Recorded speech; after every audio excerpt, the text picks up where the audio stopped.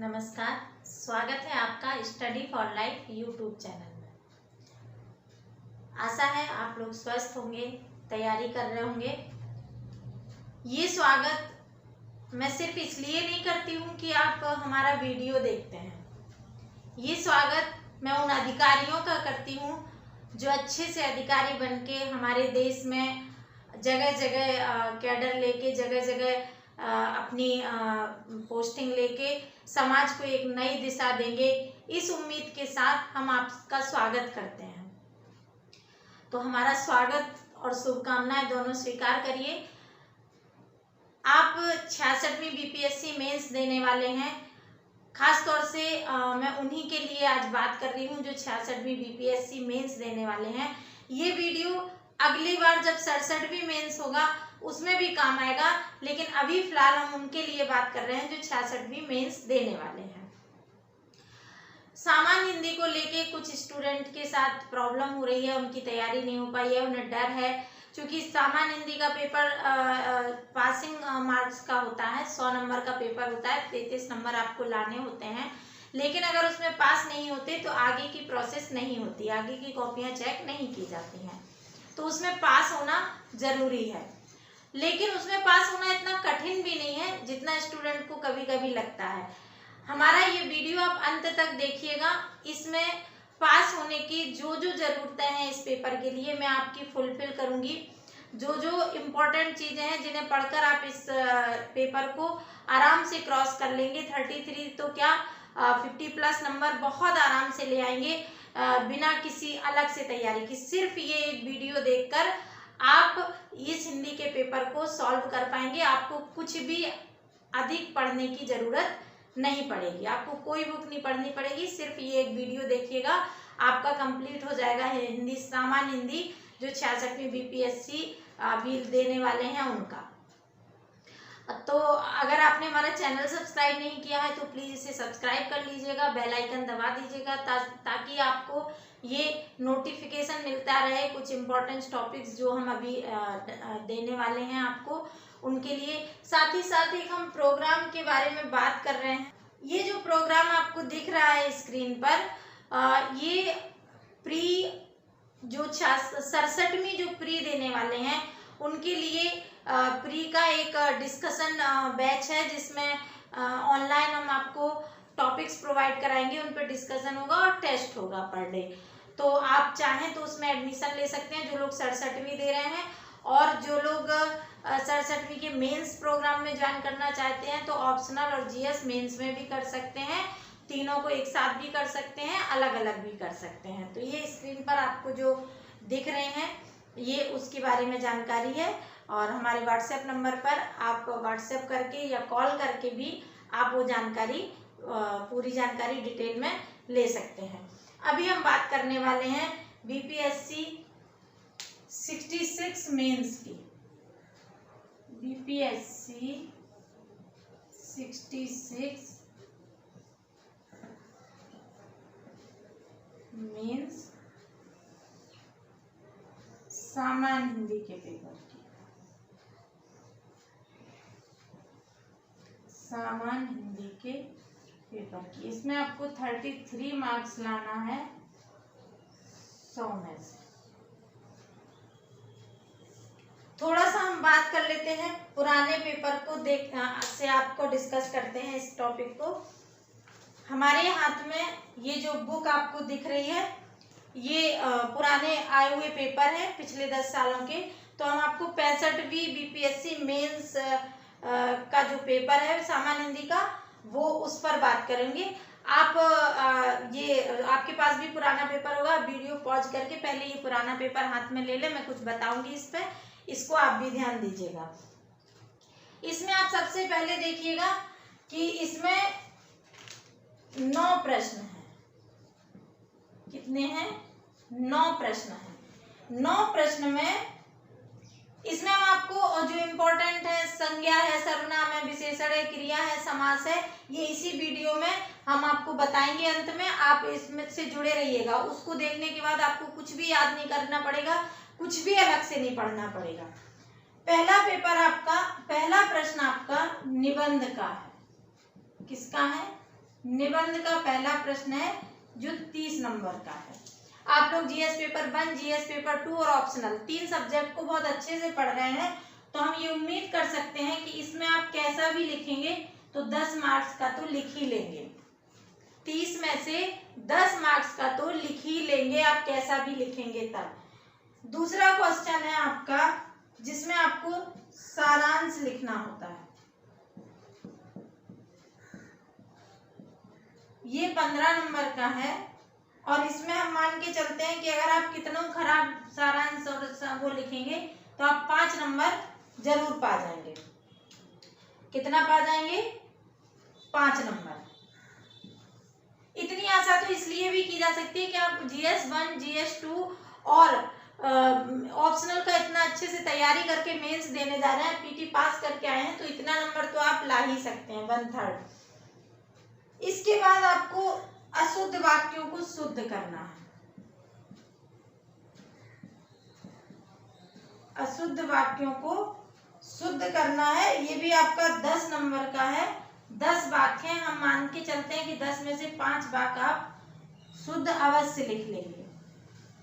आप पूरा देखिएगा, अभी आप इस पर भी मत जाइएगा, अभी केवल हम बता रहे हैं, देखते जाइएगा। इसके बाद मुहावरे और लोकोक्तियां हैं। मुहावरे लोकोक्तियां हैं, ये आपकी 15 नंबर की हैं। इनमें से भी हम मान के चलते हैं कि आप 5 अंक पा लेंगे। इसके बाद आपको पूछा गया है संज्ञा की परिभाषा। संज्ञा की परिभाषा पूछी गई है और उसके भेद 10 नंबर का है। इसमें भी हम मान लेते हैं आप 5 नंबर का कर लेंगे। इसके बाद पर्यायवाची हैं 5 नंबर का। आने तो चाहिए इसमें से आपके 5, लेकिन हम 2 ही नंबर जोड़ते हैं। 7वां आपका है वाक्य प्रयोग। ये तो बहुत आसान सेक्शन होता है। वाक्य दिया है, उसका वाक्य में प्रयोग करना है। ये वाक्य प्रयोग भी 5 नंबर के हैं, हम मान के चलते हैं आप 2 नंबर इसमें ले लेंगे। 8वां है समास। ये भी 5 नंबर का है, इसमें हम 2 जोड़ते हैं। और 9वां है उपसर्ग। ये भी 5 नंबर का है, इसमें 2 नंबर जोड़ते हैं। ये 9 प्रश्न है। ये हमने 65th की बात की है। 65th में जो पेपर हुआ था उस पर हमने बात की। आप 64 भी देखिए, 63rd भी देखिए, तो केवल ये क्वेश्चन चेंज हुआ है और ये वाले क्वेश्चन में और इसमें कभी उपसर्ग की जगह प्रत्यय पूछ देता है। समास में कभी आपको समास के शब्द दे देता है, उनका विग्रह करना होता है, और कभी परिभाषा दे पूछ लेता है। यहाँ कभी संज्ञा की परिभाषा पूछता है, कभी सर्वनाम की, कभी विशेषण की, कभी क्रिया की। ये है आपके टोटल कितना क्वेश्चन हो गए? 10, 5, 15, 5, 20, 5, 25, 5, 30, 2, 32, 2, 34, 2, 36, 2, 38। ये 38 हो गए जब हमने आपके मिनिमम टू मिनिमम जोड़े हैं। इससे कम तो आपके आएंगे ही नहीं। आप कुछ भी लिख देंगे तो इतने नंबर तो दे ही देगा, कुछ भी लिखेंगे तो भी इतने नंबर आ जाएंगे। इसलिए इस टॉपिक में फेल होने की तो कोई संभावना है नहीं। आप कहीं से भी, आपके पास जो भी हिंदी की जो बुक हो उसमें जो पुराने पेपर में जो आए हुए शुद्ध अशुद्ध वाक्य हैं, आप उन्हें एक बार बस पढ़ लें। मुहावरे जो आए हुए हैं उन्हें पढ़ लें, पर्यायवाची आए हुए पढ़ लें, और उपसर्ग प्रत्यय भी आए हुए आप पढ़ सकते हैं। वैसे ये निकालना बहुत आसान होता है, बस एक रीडिंग लगा लें। आपको याद नहीं करना है, केवल जो पुराने पेपर में आए हैं उनकी रीडिंग लगा लें, हो जाएगा। मेन आपका है, इसमें भी आपको कुछ नहीं पढ़ना है। ये जो भी करंट टॉपिक देता है बहुत सरल निबंध देता है, बस आपको अपने शब्दों में लिखना है और आप लिख भी लेंगे, कोई दिक्कत नहीं है। सारांश भी आप कर लेंगे। संज्ञा यहाँ पे 4 चीजें पूछी जाती हैं। कभी संज्ञा की परिभाषा और भेद पूछ देता है, कभी सर्वनाम की परिभाषा और भेद पूछ देता है, कभी विशेषण की परिभाषा और भेद पूछ देता है, कभी क्रिया की परिभाषा और भेद पूछ देता है। और यहाँ समास में कभी तो समास विग्रह करने को दे देता है, कभी समास की परिभाषा पूछ देता है। तो हम आपको इन 5 टॉपिक पर पढ़ाने वाले हैं आज इस वीडियो में। संज्ञा, सर्वनाम, विशेषण, क्रिया और समास, इनकी परिभाषा, भेद और उदाहरण, ये हम आपको इसी वीडियो में पढ़ाएंगे। आप ध्यान से इसको देखिएगा और ये चारों पांचों जो भी परिभाषा आपसे पूछी जाएगी, आप इस वीडियो को देखने के बाद कभी नहीं भूलेंगे और बहुत अच्छे से लिख कर आएंगे। ये मेरी आशा ही नहीं, पूरा विश्वास है। तो आप इसको देखिएगा वीडियो को। हम इसको मिटा देते हैं। उसके बाद हम आपको संज्ञा, सर्वनाम, विशेषण, क्रिया, सबकी परिभाषाएं बताते हैं। सबसे पहले हम बात करेंगे संज्ञा पर।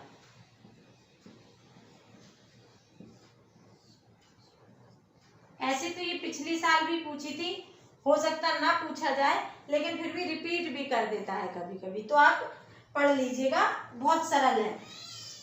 संज्ञा का अर्थ क्या है और संज्ञा के भेद क्या है, यही पूछता है। संज्ञा का अर्थ बताते हुए, संज्ञा की परिभाषा बताते हुए उसके भेद साउदाहरण बताइए। तो संज्ञा की परिभाषा क्या है कि किसी विशेष वस्तु, क्या परिभाषा है? किसी विशेष वस्तु, स्थान, व्यक्ति, भाव आदि का जो बोध कराते हैं, भाव, जीव आदि के नाम का बोध कराने, पूरा इसलिए लिख रही हूं ताकि आपको परिभाषा इसी तरह लिख सकें आप। बोध कराने वाले विकारी शब्दों को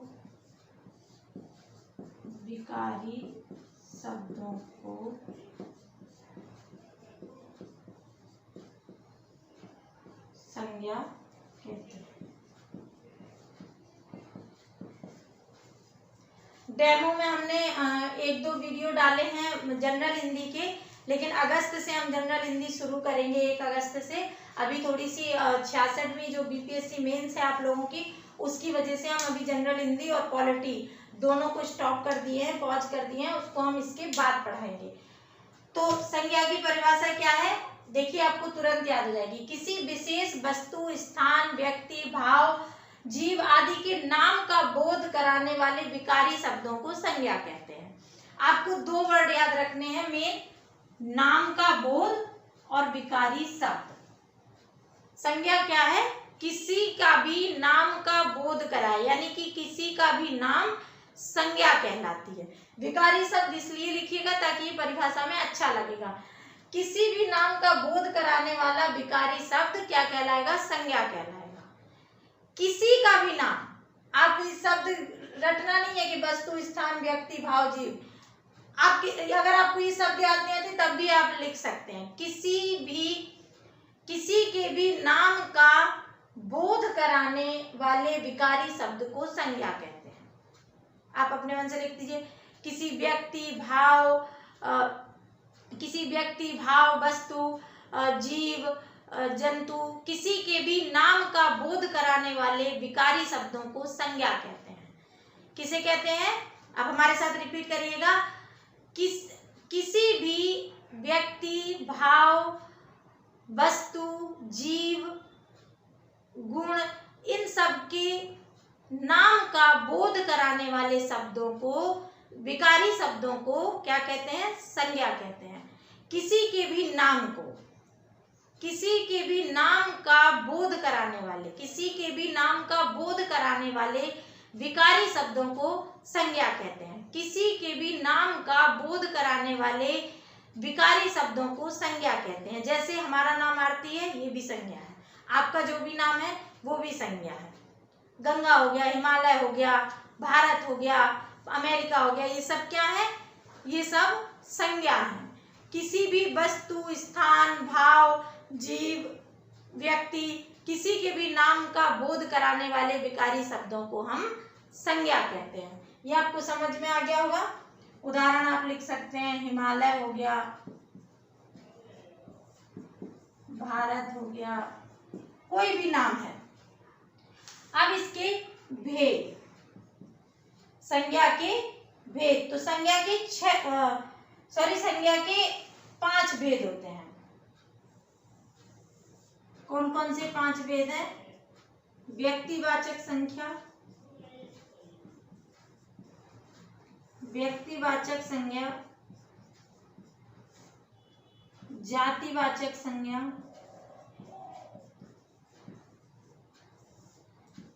इन्हें डिटेल में तो हम बाद में जब जनरल हिंदी का जो अगस्त से वीडियो लॉन्च करेंगे बैच, उसमें बताएंगे। वो भी फ्री है, यूट्यूब पर ही रहेगा, आप लोग देखिएगा बाद में अगर ज़्यादा जानकारी चाहिए। अभी हम सिर्फ 66 में पास होने भर का आपको बता रहे हैं कि आप फेल ना हो। व्यक्तिवाचक संज्ञा, जातिवाचक संज्ञा, भाववाचक संज्ञा, समूहवाचक संज्ञा,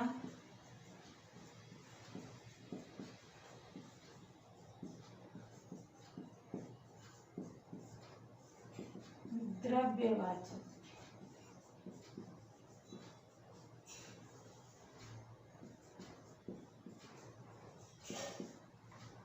कौन कौन सी 5 संज्ञा है? व्यक्तिवाचक संज्ञा, जातिवाचक संज्ञा, भाववाचक संज्ञा, समूहवाचक संज्ञा, द्रव्यवाचक संज्ञा। यही नाम अगर आप यहाँ पे ये वाले नाम नहीं याद रख सकते तो यही नाम दे सकते हैं। किसी विशेष या किसी व्यक्ति, जाति, भाव, समूह या द्रव्य के नाम का बोध कराने वाले विकारी शब्दों को संज्ञा कहते हैं। इससे क्या होगा कि आपको इसके भेद भी याद हो जाएंगे। साथ ही साथ किसी व्यक्ति, जाति, भाव, समूह तथा द्रव्य के नामों का बोध कराने वाले विकारी शब्दों को क्या कहते हैं? संज्ञा कहते हैं। किसी भी व्यक्ति, जाति, भाव, समूह तथा द्रव्य आदि के नाम का बोध कराने वाले विकारी शब्दों को संज्ञा कहते हैं। इससे आपको ये याद हो जाएगा। व्यक्तिवाचक संज्ञा का अगर आपको उदाहरण लिखना है तो आप क्या लिखेंगे? व्यक्तिवाचक में किसी का भी नाम लिख देंगे, जैसे राम हो गया, गंगा हो गया।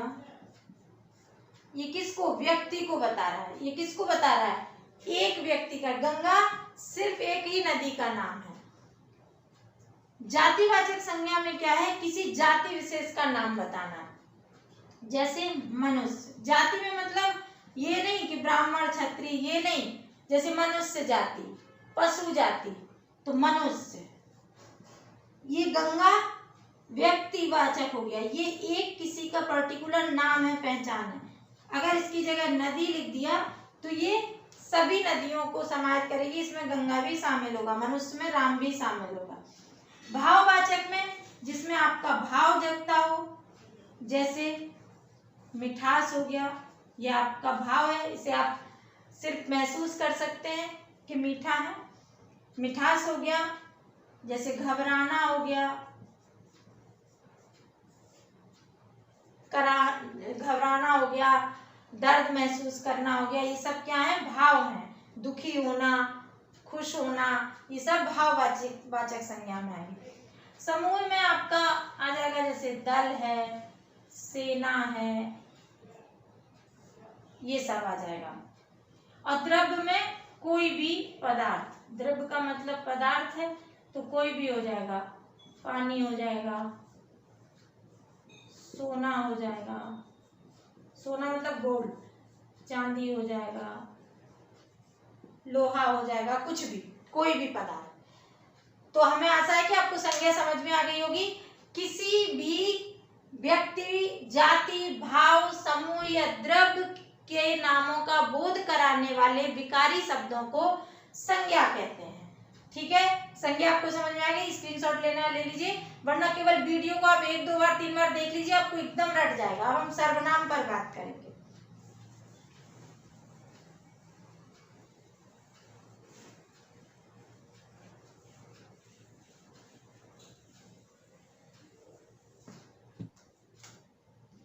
अब हम बात करेंगे सर्वनाम।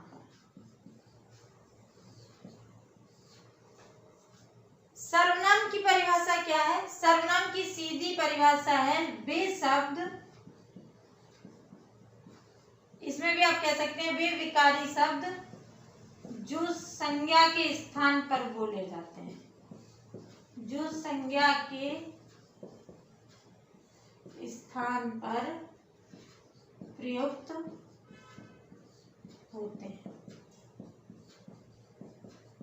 जो शब्द संज्ञा के स्थान पर प्रयुक्त होते हैं वो क्या कहलाते हैं? सर्वनाम कहलाते हैं। जैसे वह, तुम। अगर आप हमें आरती बुलाएंगे तो संज्ञा हो गई। अगर आप हमसे बात करने में तुम, आप ये शब्दों का इस्तेमाल करेंगे, या हम किसी के लिए जैसे कह रहे कि वो विनय ने ऐसा किया तो हमने संज्ञा का इस्तेमाल किया। अगर हमने कह दिया उसने ऐसा किया, वह कह रहा था, तो वह क्या हो जाएगा? सर्वनाम हो जाएगा। सर्वनाम के भी 6 भेद हैं। सर्वनाम के भेद 6 भेद हैं सर्वनाम के। पुरुषवाचक,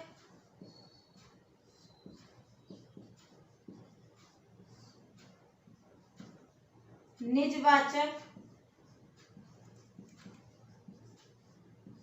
पुरुषवाचक सर्वनाम, निजवाचक सर्वनाम,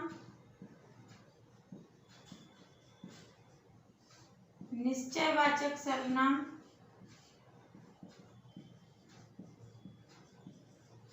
अनिश्चयवाचक, पुरुषवाचक, निजवाचक, निश्चयवाचक, अनिश्चयवाचक, संबंधवाचक,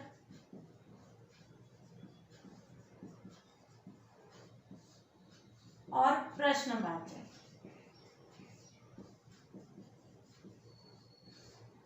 ये क्या है? सर्वनाम के 6 भेद हैं। बहुत सरल है। पुरुषवाचक, निजवाचक, पुरुष और स्त्री के दोनों नाम इसमें आ जाते हैं। पुरुषवाचक, निजवाचक, निश्चय, अनिश्चय, संबंध, प्रश्न। पुरुष और निज, आप ऐसे भी ध्यान, अगर आपको ट्रिक से याद करना है तो याद कर सकते हैं। पुरुष की निजता का संबंध, निश्चय, अनिश्चय, ये प्रश्न है।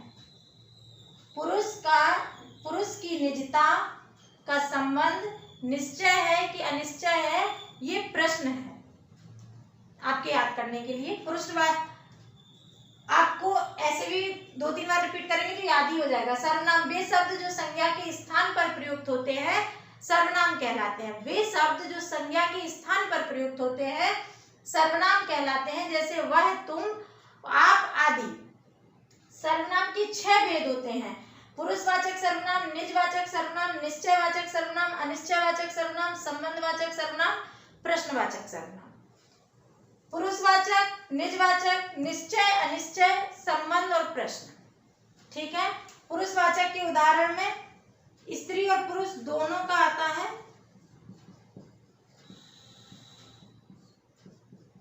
एग्जाम्पल चूंकि आपको देना है एग्जाम में, तो एग्जाम्पल में मैं हो गया, हम हो गया, तुम हो गया।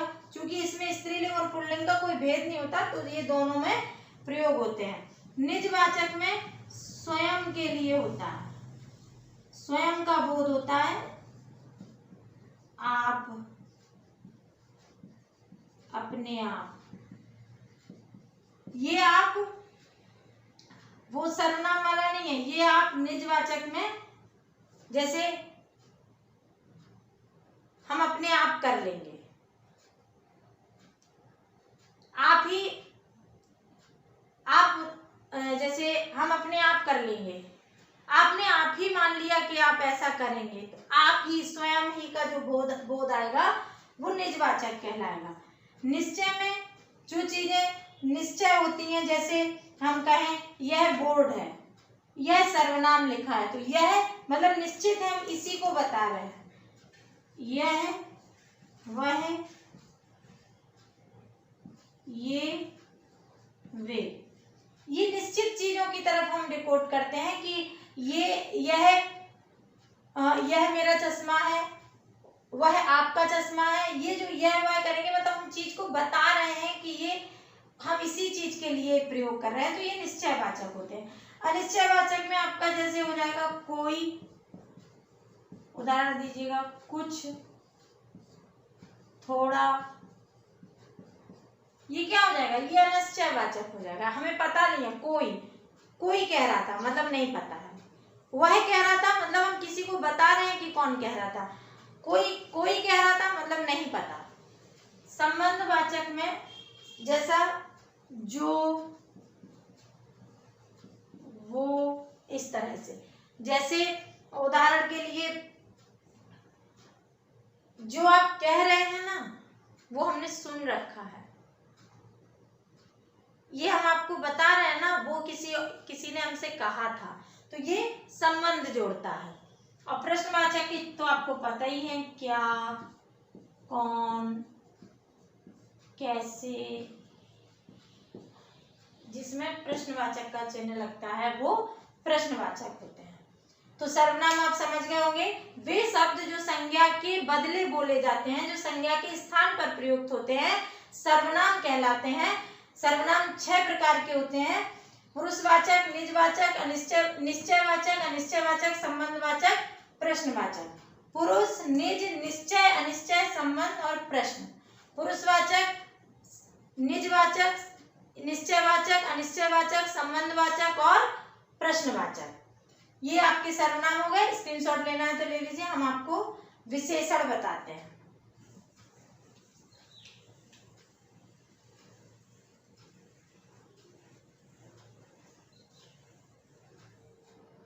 विशेषण,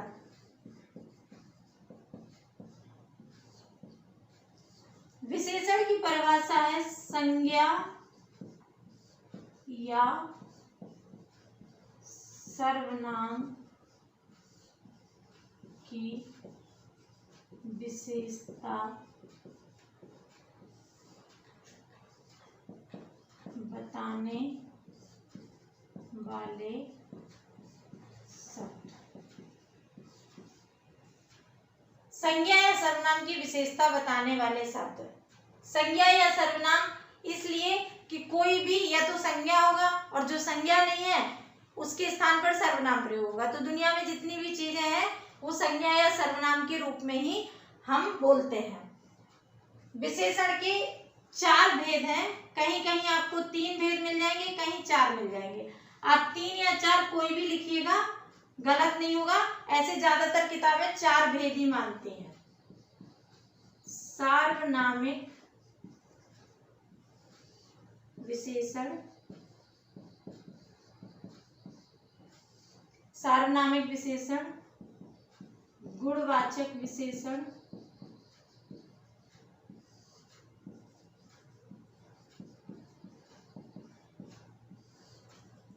संख्यावाचक,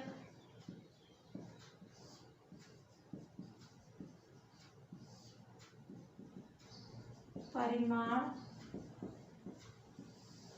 वाचक। इन दोनों को कुछ किताबों ने एक साथ लिख दिया है, कुछ ने अलग अलग लिखा है, फिर भी आप 4 ही याद रखिएगा। सार्वनामिक विशेषण, गुणवाचक विशेषण, संख्या और परिमाण।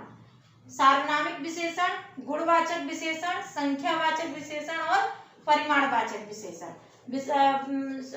वो परिभाषा क्या है? संज्ञा या सर्वनाम की विशेषता बताने वाले शब्द। संज्ञा या सर्वनाम की विशेषता बताने वाले शब्द क्या कहलाते हैं? विशेषण कहलाते हैं। संज्ञा या सर्वनाम की विशेषता बताने वाले शब्द विशेषण कहलाते हैं। ये 4 प्रकार के होते हैं। कौन कौन हो गए? सार्वनामिक, गुणवाचक, संख्यावाचक और परिमाणवाचक। सार्वनामिक में कौन से आएंगे? जो किसी की भी विशेषता बताएंगे, जैसे यह लड़का, वह किताब, तुझे यह और वह अंडरलाइन कर देना, ये आपके सार्वनामिक विशेषण है। गुणवाचक में क्या रहेगा? गुणों की विशेषता बताएंगे, जैसे काल के आधार पर नया, पुराना, पिछला, अगला, कोई भी। स्थान के आधार पर, जैसे कह दें वो पंजाबी है, बिहारी है, पूर्वी है, इस तरह से कोई भी शब्द। स्थान के आधार पर रंग, रंग आपको पता है, कोई भी रंग। दशा, दशा मतलब स्थिति, दुबला है कोई, पतला है, मोटा है, गीला है, सूखा है, इस तरह के शब्द। गुण, वो भला है, बुरा है, होशियार है, पागल है, ये सब गुणों में आ जाएगा। तो गुणवाचक हो गए। संख्यावाचक में 1, 2, 3 जितनी भी संख्याएं हैं वो सब, और पहला, दूसरा, इस तरह से 9वां, 10वां, ये सब किस में आ जाएगा? संख्या। जहां आपको संख्या दिखाई दे वो संख्यावाचक में हो जाएगा। अब परिमाण बोधक में नाप तौल, इसमें क्या आती है? नाप तौल आएगी। और नाप तौल में जैसे बहुत हो गया, थोड़ा हो गया, 1 किलो, ऐसे तो एक देख के आपको लगेगा ये संख्या है, लेकिन 1 किलो पूरा रहेगा तो वो परिमाण हो जाएगा, नाप तौल है। ये आपके विशेषण हो गए। संज्ञा या सर्वनाम की विशेषता बताने वाले शब्द विशेषण कहलाते हैं। ये 4 प्रकार के होते हैं: सार्वनामिक विशेषण, गुणवाचक विशेषण, संख्या विशेषण, संख्यावाचक विशेषण और परिमाणवाचक विशेषण। अब हम बात करेंगे क्रिया पर।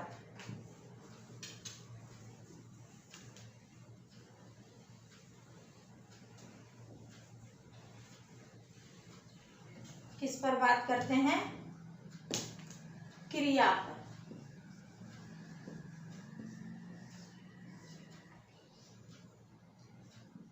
क्रिया, क्रिया किसे कहेंगे? जिस शब्द में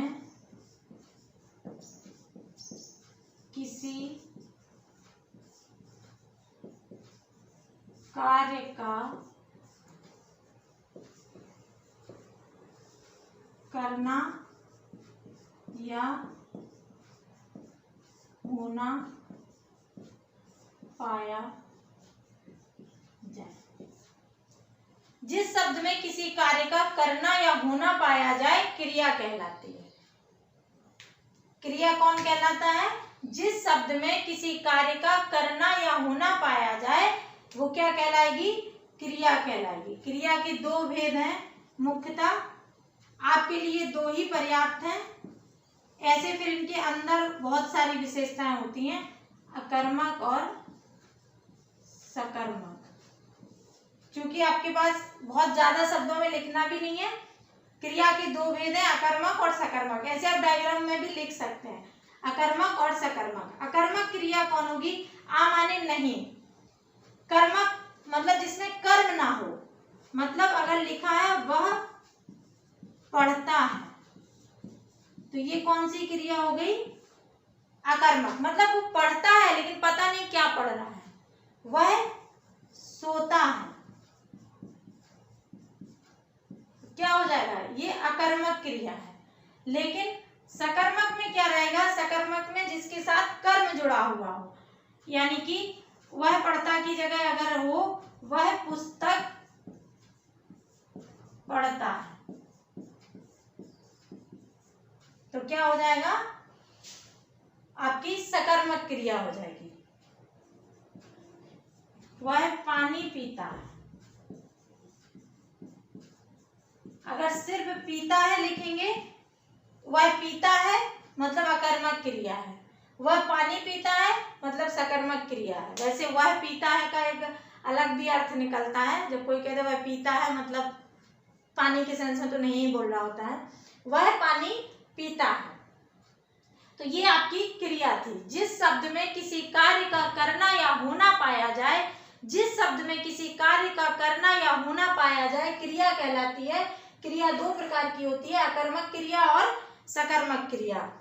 अकर्मक में वह पढ़ता है, वह सोता है, जिसमें कर्म नहीं होता, वो अकर्मक क्रिया कहलाती है। और जिस वाक्य में कर्म होता है, जिस क्रिया के साथ कर्म जुड़ा होता है, वो क्रिया सकर्मक कहलाती है।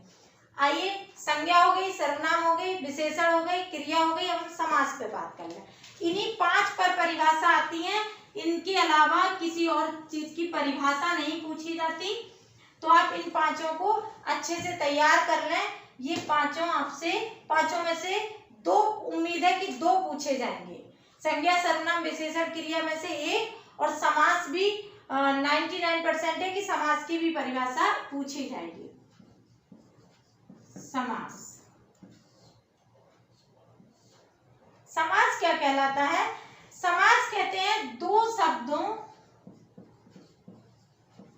शब्द को ही पद भी बोलते हैं, 2 शब्दों या पदों का मेल या योग।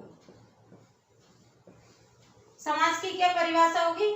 2 शब्दों या पदों के योग को समास कहते हैं। 2 शब्दों या 2 पदों के योग को या मेल को समास कहते हैं। 2 शब्दों के योग को समास कहते हैं। 2 पदों के मेल को समास कहते हैं। 2 शब्द कैसे? जैसे आप लिख लीजिए, एक शब्द कमल हो गया प्लस एक शब्द नयन हो गया, समास हो जाएगा, तो कमल नयन हो जाएगा। समास विग्रह करने को दे दिया जाए तो आप कमल प्लस नयन करेंगे। यानी कि अगर कमल नयन शब्द आपको दे दिया जाए और कहा जाए इसका समास विग्रह कीजिए, तो कमल और नयन अलग अलग कर देंगे। तो आपके एग्जाम में ये पूछा जा सकता है कि समास विग्रह कीजिए और उनके नाम बताइए। तो भेद के आधार पर आप नाम बता लेंगे। समास के भेद। समास भी आपके 6 प्रकार के होते हैं। सबसे पहले देखिए, अव्ययी भाव, अव्ययी भाव समास। दूसरा है तत्पुरुष, तत्पुरुष समास। तीसरा है बहुब्रीहि,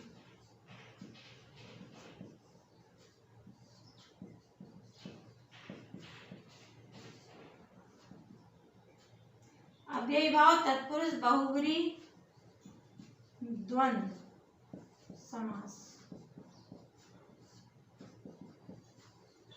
द्विग समास,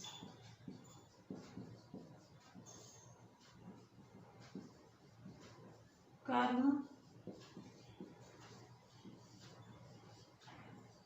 कर्मधारय समास। अव्ययी भाव, तत्पुरुष, बहुब्रीहि, द्वंद्व, द्विग, कर्मधारय। 3 के जोड़े में याद कर लो। अव्ययी, तत्पुरुष, बहुब्रीहि, द्वंद्व, द्विग, कर्मधारय। अव्ययी, तत्पुरुष, बहुब्रीहि, द्वंद्व, द्विग, कर्मधारय। अव्ययी में क्या होता है? पहला पद अव्ययी। आप ऐसे चार्ट भी बना सकते हैं। मतलब पहला पद अव्ययी से मतलब हुआ कि पहला पद अधिक प्रधान होता है।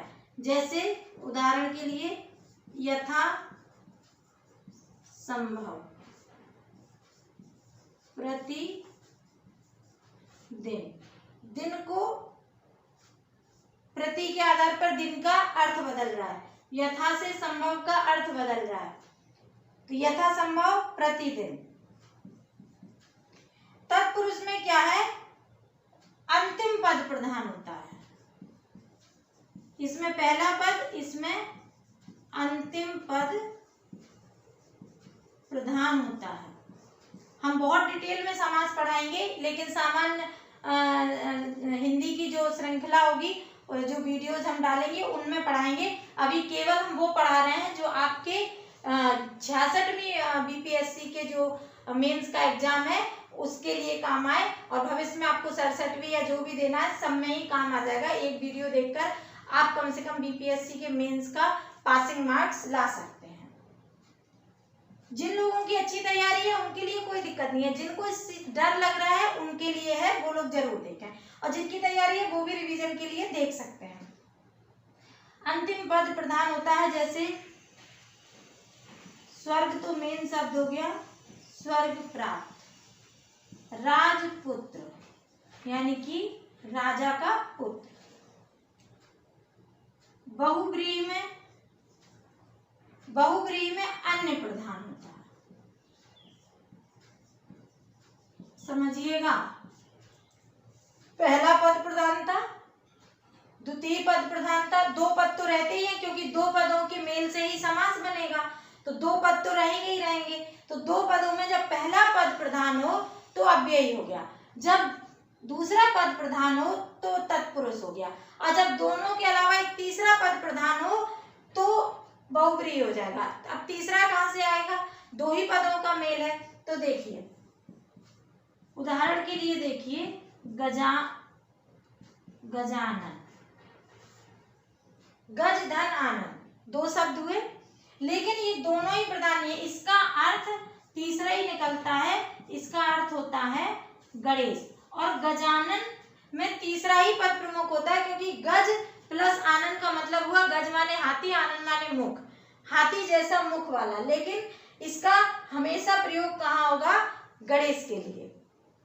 ऐसे ही दशानन, उसका प्रयोग किसके लिए होता है, रावण के लिए। चतुर्भुज किसके लिए प्रयोग होता है, विष्णु के लिए।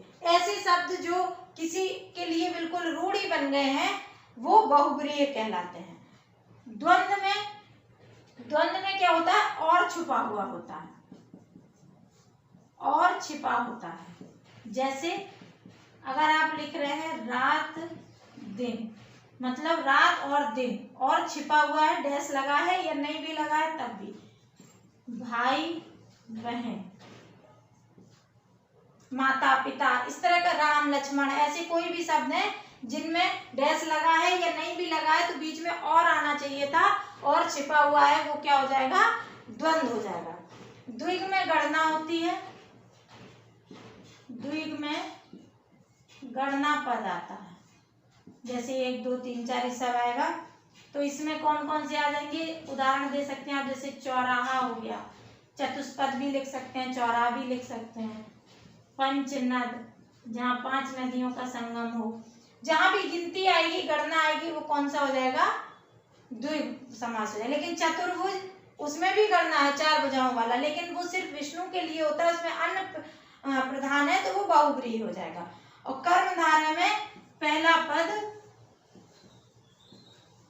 पहला पद विशेषण होता है, यानी कि पहला पद दूसरे की विशेषता बताता है। जैसे नील गाय, गाय कैसी है, नीली। जैसे नील गाय, पीतांबर, पीला वस्त्र, ये क्या हो जाएगा, कर्मधारय।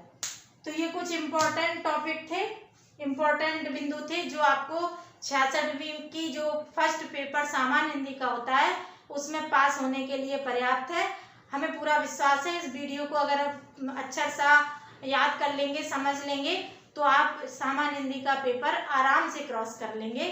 बेस्ट ऑफ लक, ईश्वर करे आपकी मनोकामना पूरी हो, आप एक अच्छे अधिकारी बने। धन्यवाद।